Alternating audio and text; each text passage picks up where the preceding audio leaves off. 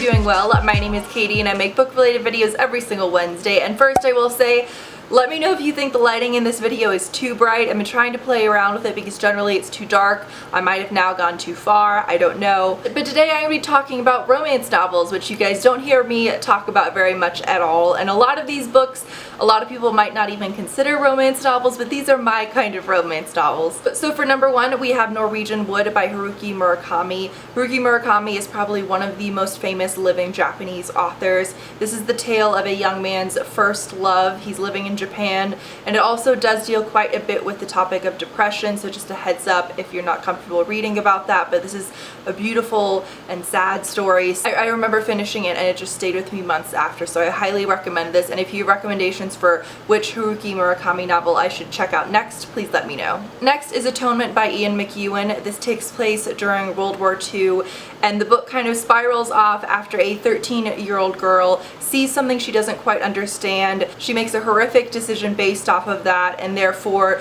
the lives of a couple of other people are just torn apart and ruined. So it deals with the aftermath of that. It's also a really great historical fiction novel, but it is fantastic and probably one of my favorite books of all time. The movie is also wonderful, and I would say even if you've seen the movie, check out the book anyway. Next we have a young adult vampire novel, so not something you guys hear me talk about very much, and that is Companions of the Night. And this is a book that definitely was never popular. It flew under the radar. It's from probably maybe 15 years ago, but it's essentially about a girl who goes to a laundromat for, I forget why, I think it's because her little brother forgot his stuffed bear there, and then she encounters a bunch of people who are kidnapping someone who may or may not be a vampire, so she ends up trying to help this young man. This is probably hands down my favorite young adult novel of all time. I've probably read this 6 times. I remember just being so obsessed with it when I was younger, so definitely check that out. Next we have The Marriage Plot by Jeffrey Eugenides, who is also the author of Middlesex, The Virgin Suicides. Now I know for a lot of people The Marriage Plot is their least favorite Jeffrey Eugenides book, and I would say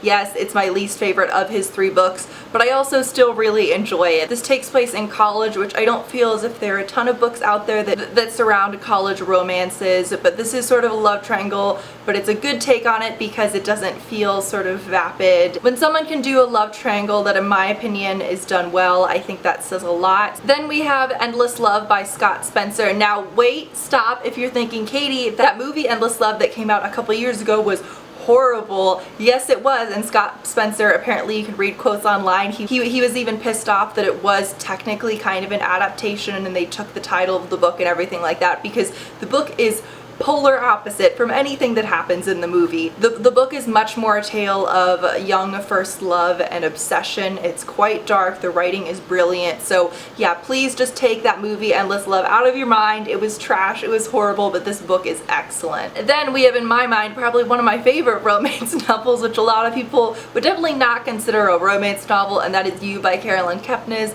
Now I have a full review on this, so I'm not going to say much more about it.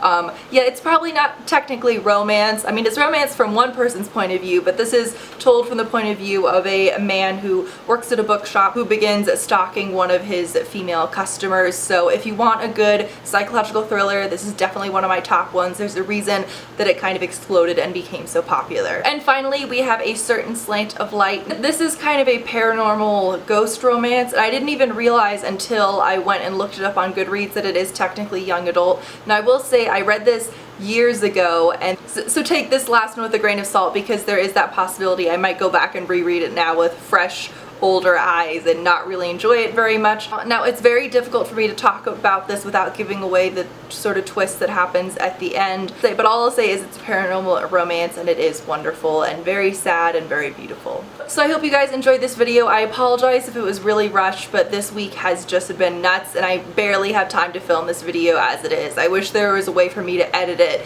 in class or during a meeting. So I hope you guys are doing well. Please let me know if you have a favorite romance novel or if you've read any of the books I mentioned here today, and I'll see you guys soon.